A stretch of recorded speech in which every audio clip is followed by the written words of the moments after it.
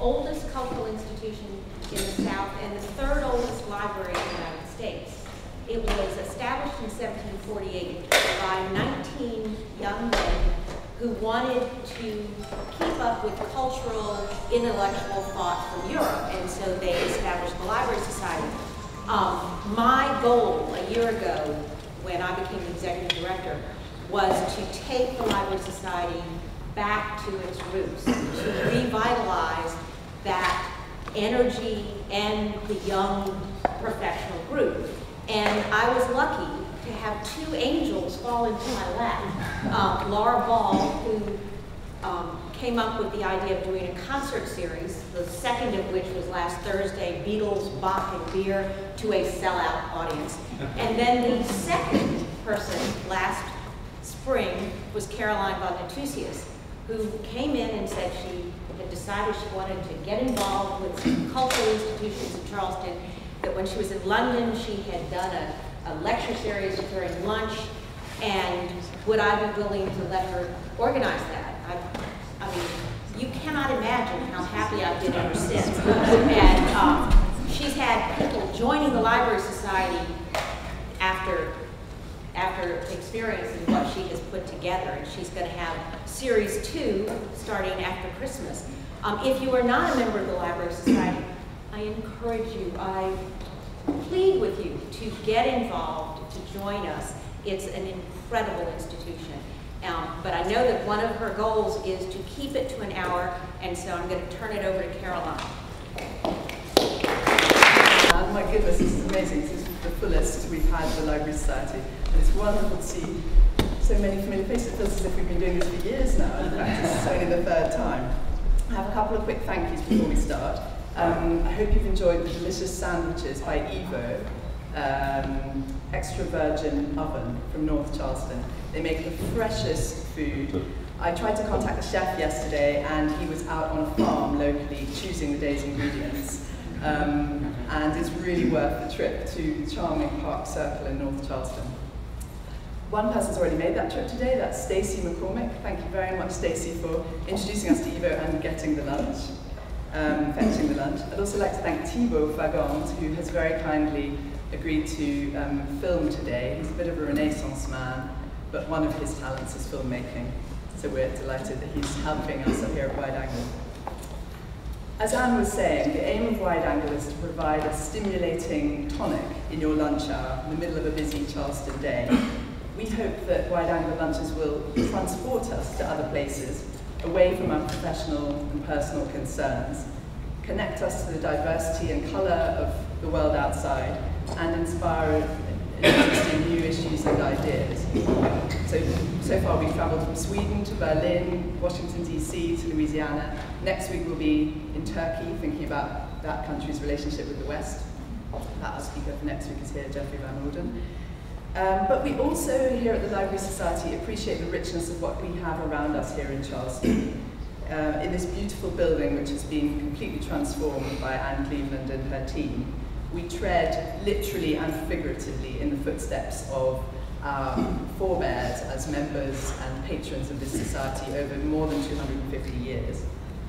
Underneath us is an archive of hundreds of fascinating manuscripts and artifacts, and Tricia, the archivist, has today pulled up some very interesting items that loosely relate to the theme of today. And one that particularly caught my attention was a program for a pageant in 1930, a pageant imitating the arrival of the colonists in Charleston. And there were sort of roles assigned to various local Native American chiefs and all the rest. It was all very positive and focused on fun and games rather than anything else. So that's something entertaining to look at in the glass cabinets at the back there. So as I say, there's so much around us that we want to focus on and get to know more closely. So we need our wide-angle lens for all sorts of reasons. So to Nigel Redden, who embodies wide angle in so many ways. He was born in Nicosia, which is the capital today of the Republic of Cyprus, and also of Northern Cyprus. No, sort of. I don't know whether his hospital was in Turkish Northern Cyprus or the Republic of Cyprus. He's the son of an American diplomat, read art history at Yale, and has since gone on to lead some of America's greatest cultural institutions, the Santa Fe Opera, the National Endowment for the Arts dance program, the Lincoln Center Festival in New York since 1998, and of course our very own Spoleto Festival USA, which he led from 1986 to 91, and then again from 95 until today. And he remarked before we started that there might be some people here who've attended more Spoletos than he has, but he travels the length and the breadth of the planet to find these the most exciting talent on offer, and yet he still manages to match that talent to the cities that, of New York and Charleston, very different cities. He understands how both cities tick, and yet he also knows how to surprise and challenge us here. And he does all of that alongside the more prosaic role of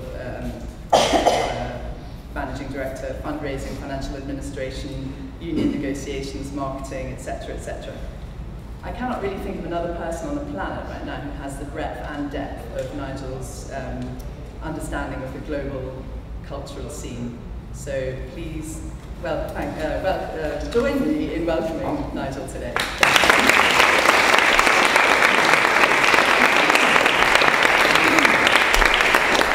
I'm rather terrified after that introduction. I'm not sure. I think probably I should just sort of declare victory and leave right now, rather than actually try to live up to that introduction. But I suppose I can't do that. But certainly there are people who know Spoleto for a longer period than I do here in the audience. So I apologize to those of you for whom I will be going over old ground. But nonetheless, I'll talk about festivals generally and why Spoleto Festival USA is the way it is and why the Lincoln Center Festival has developed the way it has. Festivals are a singular activity, but something that is clearly ancient. Obviously the Greeks indulged in these in Olympus, there were festivals in Epidaurus and so on. But in the modern era, there really are two major examples. Salzburg, which is probably the earliest of the kind of large-scale performing arts festival, and to some extent Bayreuth. Salzburg was started in the 19th century as a celebration of Mozart. It was done as an attempt to draw tourists to Salzburg, and they needed to improve the economy at that time. And so they started a festival which included a certain amount of theater as well as music. And Salzburg then went dormant for a while and was reborn in the 20th century.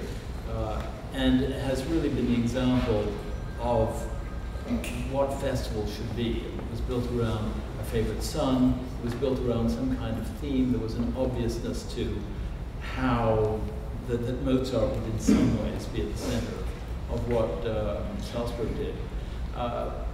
And it was also in a place that was small, that obviously could not attract a sufficient audience to attend all the events that were planned. And people had to come from away, that they had to make this into some kind of pilgrimage, that it had to be a kind of special moment in time where they would be coming to take time out of their lives to attend more performances than perhaps they would at any other time of year, to see things that they might not otherwise see, to test their own tastes and so on.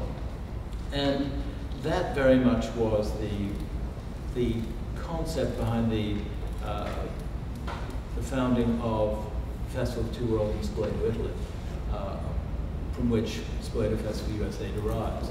In 1958, when Giancarlo started the festival in Spoleto, Italy, it was meant very much as a way to show Italians what was going on in the rest of the world. It was a way to allow Americans to find an international audience. It was meant as a kind of haven for artists. It was meant as a place where people could experiment, where people could do work that they might otherwise feel reluctant to do, to work with, for experienced artists, to work with younger artists, for younger artists to take a real, to have roles that they might not otherwise have, and so on. And when Spoleto Festival USA started here, that was very much part of the thinking, that that this would be a place for young artists, it would be a place where mature artists could do things that they hadn't planned to do otherwise. And it would be a place that would draw audiences from a way that the city of Charleston itself would, of course, be an attraction.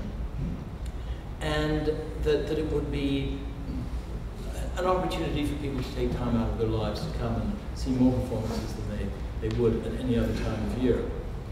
But it was also an opportunity to make a festival site-specific that was somehow interwoven into a community. And clearly that meant looking at the history of this particular city. It meant looking at the physicality of this city. It meant looking at the theaters that were available here. And the history of this city, as this library does, is one that is replete with culture. It's a history that includes the first opera performed, although now that we've seen it, whether it's still an opera, people can debate whether that's an opera, but nonetheless, the first opera that was performed in the colonies was performed here. There was a ballet company here in the 18th century. There was a French language theater company here in the 18th century, as well as an English language theater company, and so on. I think you probably all know that history better than I do. And so Spoleto could emphasize those aspects of Charleston. It could make that part of Charleston seem richer, seem fuller, become intensified in some real way. Also, the theaters became an inspiration.